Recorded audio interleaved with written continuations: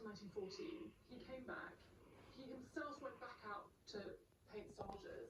And then he had this incredible exhibition at Leicester Galleries in 1918, and it was titled A British Soldier, hence sort of the subject here. It's pastel on paper, and you can see he has this wonderful flourish of picking up all the details, and then this very, very confident silhouette.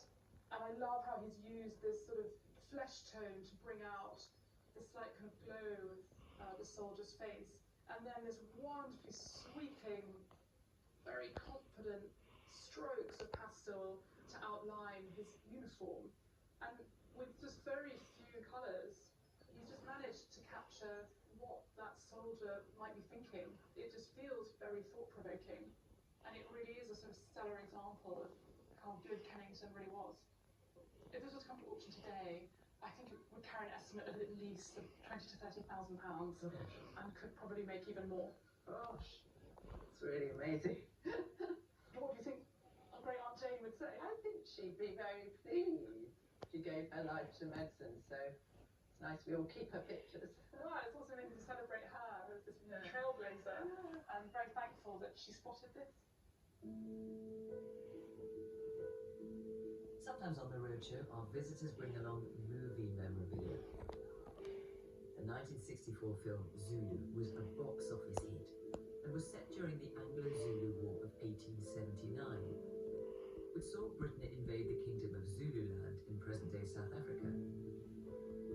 The film portrays the Battle of Rorke's Drift, when a small British force held out against thousands of Zulu warriors.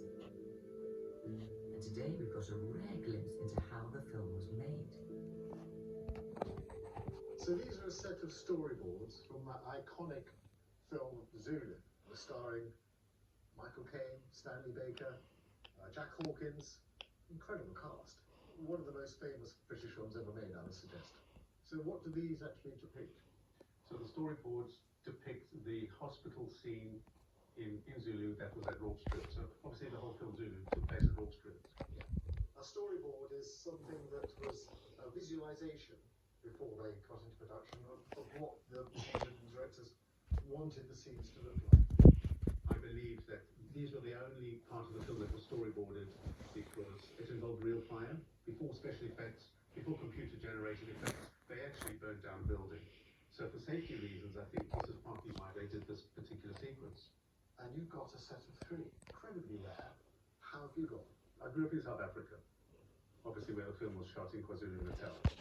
And my brother, who still lives out there, used to work for the Johannesburg War Museum. And he was invited into some chap's house to look for some Boer War material. And he saw these on the wall of this guy's house and said to the guy, can you sell them to me?